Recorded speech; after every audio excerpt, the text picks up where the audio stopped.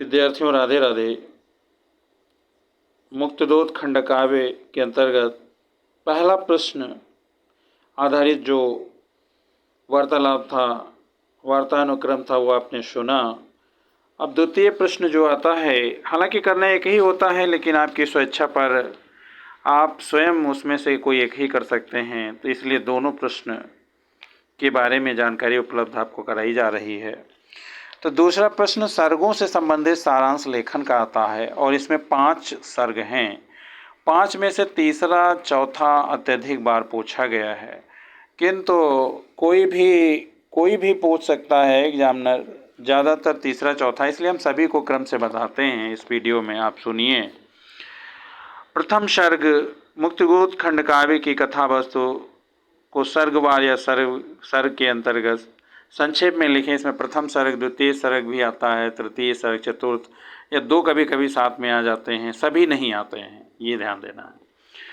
तो प्रथम सर्ग का सारांश है कि प्रथम सर्ग में कवि ने महात्मा गांधी को युग पुरुष के रूप में स्वीकार किया है तथा उनके चरित्र की महानता का वर्णन किया है। महात्मा गांधी भारतवर्ष के ही नहीं बल्कि संपूर्ण विश्व के संकटों का निवारण करने के लिए उसी प्रकार अवतरित हुए जिस प्रकार राम, कृष्ण, गौतम बुद्ध, ईसा, मोहम्मद साहब तथा गुरु गोविंद सिंह भगवान के रूप में अवतरित हुए। जिस प्रकार लिंकन ने अमेरिका का तथा नेपोलियन ने फ्रांस का उद्धार किया था, उसी प्रकार गांधी ने भारतवर्ष को अंग्रेजी दास्ता से मुक्ति दिलाई। जी हाँ विद्यार्थियों, और जिस प्रकार से अवतार होते हैं वैसे गांधी जी का अवतार इसमें प्रदर्शित किया गया है डॉक्टर राजेंद्र मिश्र द्वारा। महात्मा गांधी का जन्म, जैसा कि आप जानते हैं, गुजरात के पोरबंदर नामक स्थान पर हुआ था। इनके पिता का नाम करमचंद गांधी था। महात्मा गांधी के जीवन पर अपनी माता के चरित्र की गहरी छाप थी। बचपन में ही सत्य हरिश्चंद्र और श्रवण कुमार के आदर्श चरित्र से महात्मा गांधी बहुत प्रभावित हुए थे। गांधी जी को हरिजन तथा हिंदुस्तानी दोनों से ही अगाध स्नेह था। वे आजीवन विभिन्न समस्याओं से जूझते रहे। उनके अथक प्रयासों के फलस्वरूप भारत को आज़ादी प्राप्त हो सकी। द्वितीय सर्ग का सारांश है। खंड काव्य की मूल कथा का प्रारंभ द्वितीय सर्ग से होता है।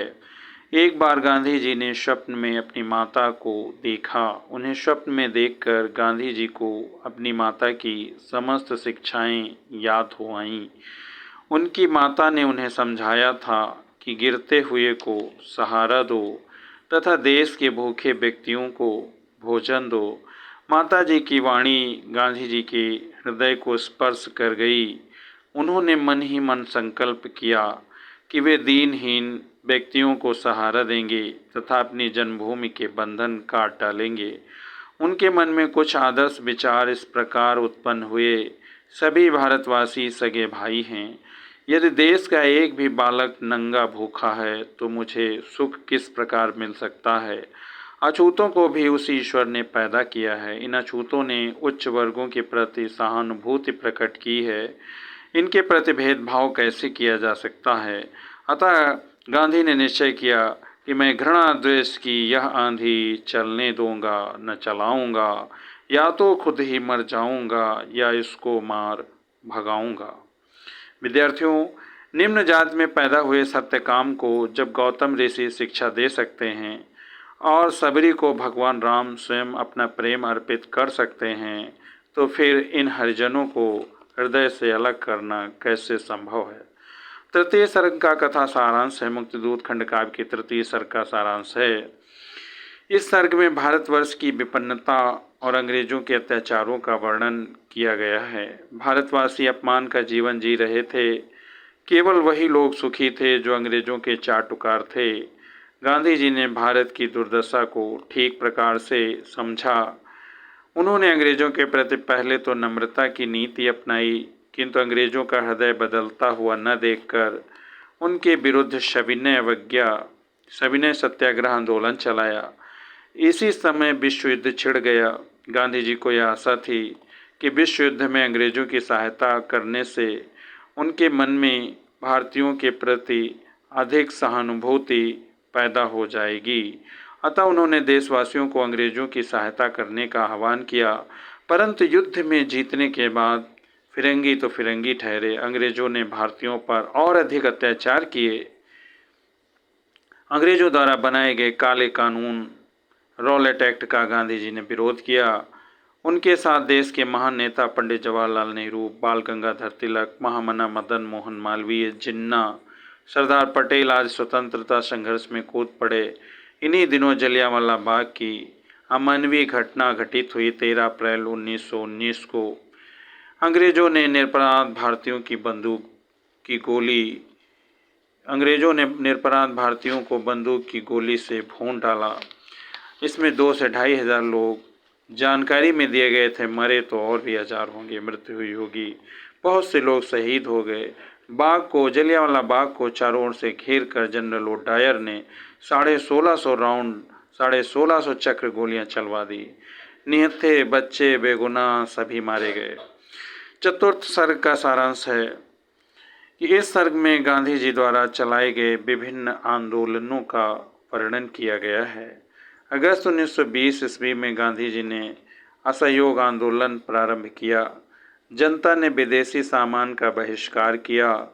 अंग्रेजों द्वारा दी गई उपाधियों को लौटा दिया गया तथा नौकरियों से त्यागपत्र दे दिया। इस असहयोग आंदोलन को देखकर अंग्रेजों को बड़ी निराशा हुई।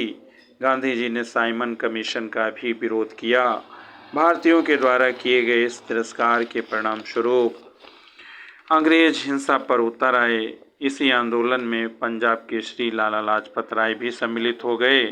संपूर्ण देश में हिंसक क्रांति प्रारंभ हो गई। गांधी जी ने भारतीय जनता को समझाया और उसे हिंसा से अहिंसा के मार्ग पर चलने की प्रेरणा दी।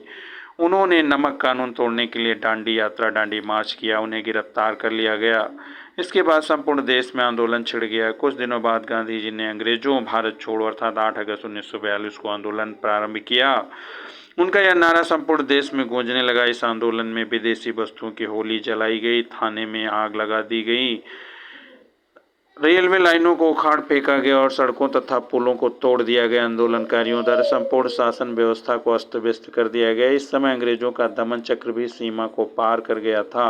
गांधी जी ने अनशन प्रारंभ कर दिया। इसी समय कारावास में उनकी पत्नी धर्मपत्नी कस्तूरबा की मृत्यु हो गई। पंचम सर्ग का सारांश हम देखते हैं। खंडकाव्य के पंचम सर्ग में अंग्रेजों की निराशा का वर्णन किया गया है। 1945 में द्वितीय विश्व युद्ध के समाप्त होने जाने के बाद विश्व की राजनीति में भी परिवर्तन हुआ।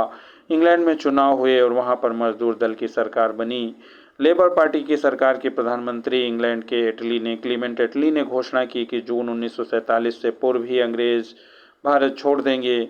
इस सूचना से संपूर्ण देश में प्रसन्नता की लहर दौड़ गई। किंतु इसी समय अंग्रेजों के षड्यंत्र और मुस्लिम लीग की हठ धर्मिता से पाकिस्तान बनाने की बात भी सामने आई। मोहम्मद अली जिन्ना पाकिस्तान बनाने की बात पर अड़े रहे। परिणाम यह हुआ कि 15 अगस्त 1947 ईस्वी को भारत को स्वतंत्रता प्राप्त होने के साथ साथ देश 2 टुकड़ों में विभाजित हो गया। नोआखाली में सांप्रदायिक दंगे भड़क उठे। इससे गांधी जी को बड़ा दुख हुआ। उन्होंने सांप्रदायिक दंगों को शांत करने का भरसक प्रयत्न किया, किंतु स्वतंत्रता का यह दूत मुक्ति दिलाने के पश्चात दूत की ही भांति हमारे इस भारत देश से, विश्व से स्वतंत्र हो गया, अजर अमर अविनाशी तत्व में मिल गया। तो विद्यार्थियों, इस प्रकार से सारांश रहा।